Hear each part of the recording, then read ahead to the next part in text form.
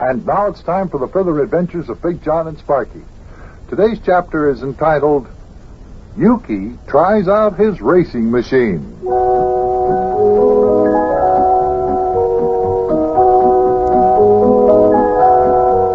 The scene of today's chapter is the giant Memorial Day racetrack in Indianapolis, Indiana, scene and site of some of the greatest racing events in the history of the world. Yuki has invented a new kind of engine that operates on air instead of gasoline. He's up here to try it out. And he hopes to enter and win the Indianapolis Classic on Memorial Day, which is just a couple days away from the time this chapter took place. And so Sparkie and Mayor Plumfront and I are with Yuki on the racetrack watching the time trials.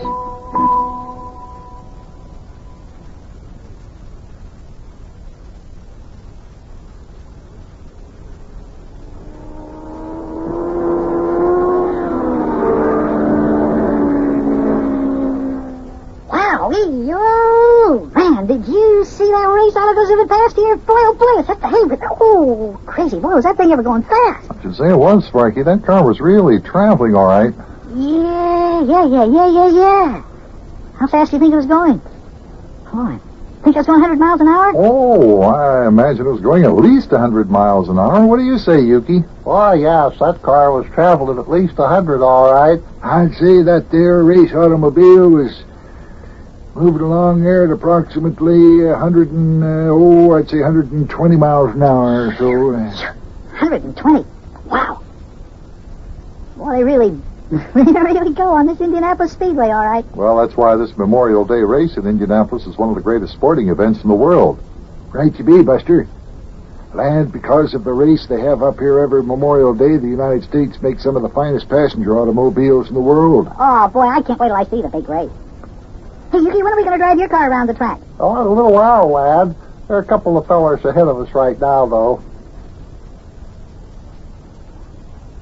Here he comes again. He's coming around. Here he comes. He's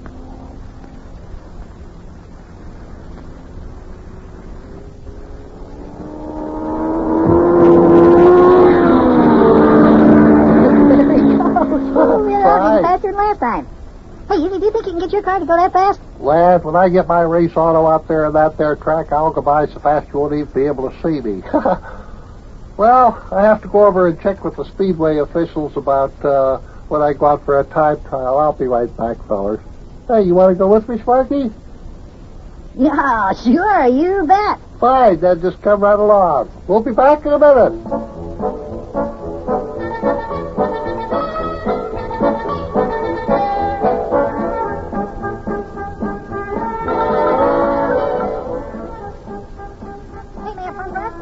Yuki's starting to drive around the track next and take a time trial. Yes, sir, fellers.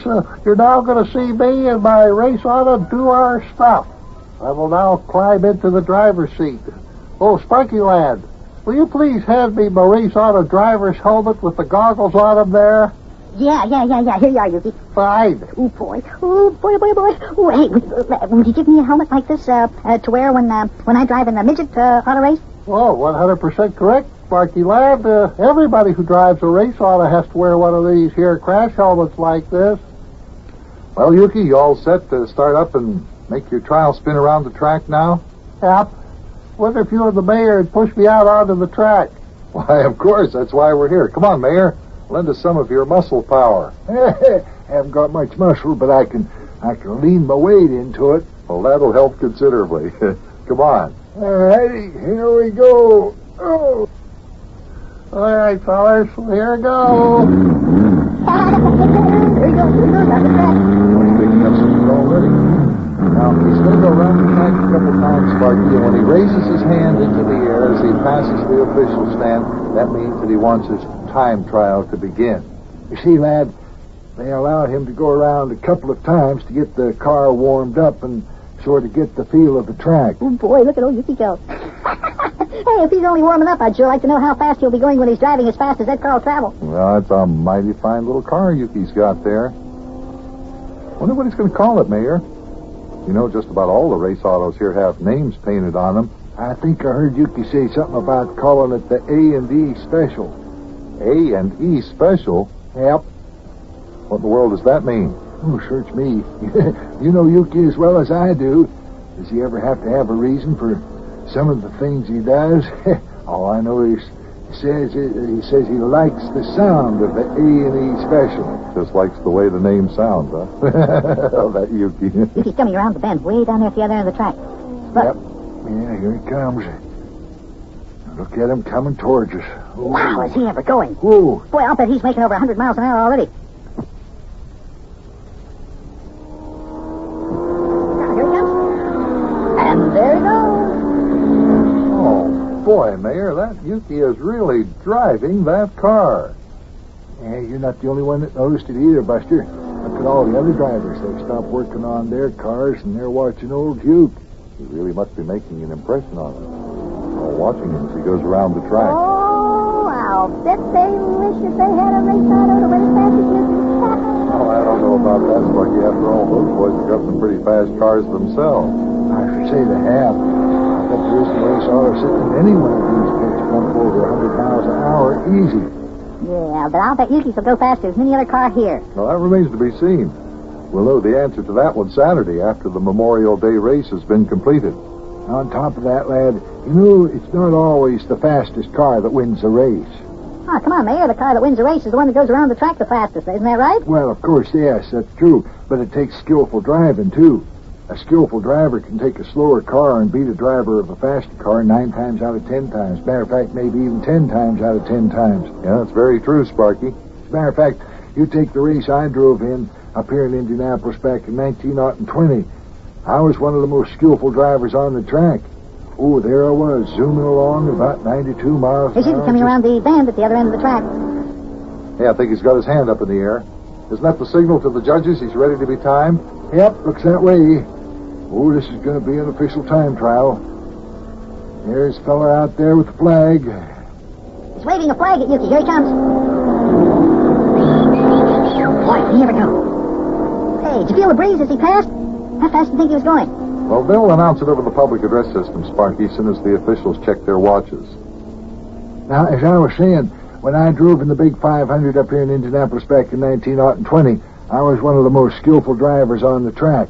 There I was, zooming along about 92 miles an 92, hour. is that all? Boy, that's not very fast. Listen, lad, back in 1920, that was real fast. I was going faster than anybody else in the race. Did you win the race, Mayor? I didn't know you won a Memorial Day race here in Indianapolis. How come you never told us about it, Mayor? Yeah, you never told us that, Mayor. Well, I never mentioned it because I didn't win. You see, on the 45th lap, I went into a spin. I hit that wall down there on the far turn. I broke an axle. Had to drop out of the race. Old Louis Chevrolet won that there race back in 1920, and his average speed was almost 89 miles an hour. Yep. You mean that he won the race by going only 89 miles an hour? Why, every car we've seen up here today is going over 100. Well, Sparky, back in those days, the automobiles didn't go as fast as they do today. 89 miles an hour in 1920 was very, very fast. Oh, you bet. And just about out of the horse and buggy age in those days. Anyway, here comes Yuki. Looks like he's going to stop. He's slowing down. Yeah, he wants to hear the results of his time trial. Looks like the judge is going to make the announcement over the public address system there. Time on Yuki Butcher, driving the A&E Special, 142.021. Land sakes. 142 miles an hour. Wow. Hey, did you hear that, Yuki? Ah, fine. Oh, yes, sir. We're really going. Well, lad, do you want to drive around the track with me once or twice? Sure. Oh, you bet. Hey, help me climb in alongside Yuki, Big John. Help me. Oh, okay, I'll lift you in. There we go. Now listen, Yuki, not too fast. Ah, don't worry, Big John. Okay, here we go, Sparky lad. Let's see if you can go faster than the last time around. Well, I could, lad, but with you in here with me, I'll have to hold her down a bit. Don't want to take any chances, you know. I'll put her up over 100, though. Oh, boy, we're really going already. Hey, look at the scenery go whizzing past. Whoo! The wind's beating against my face so fast it stings. Well, you'll have rosy cheeks after this here ride is over, lad. The motor doesn't sound as loud when you're in the car, does it? Not as loud as it does when it goes roaring past you and you're standing on the sidelines. How fast are we going? Oh, we're doing 98, 99, 100 miles an hour now. Wait, the wind's blowing in my face so hard I can hardly talk. Well, here we go around the curve, Sparky lad. Around we go, around, and down the home stretch at top speed. Hold on, lad, here we go. Oh, boy. There's the down there. I mean, there they were. Did we ever shoot past them? Oh, we're going so fast now, the wind takes my breath away. Boy, oh, boy, oh, boy, oh, boy.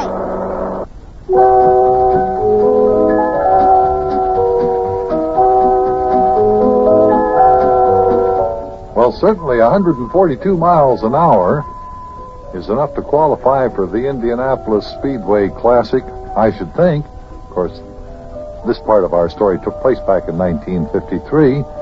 Things have changed since then, but 142 miles an hour, that's a good speed, especially since it's Yuki's invention. Say, he may get in the race after all. He may even win it. Well, only time will tell. So be sure to be listening tomorrow for the further adventures of Big Jon and Sparkie.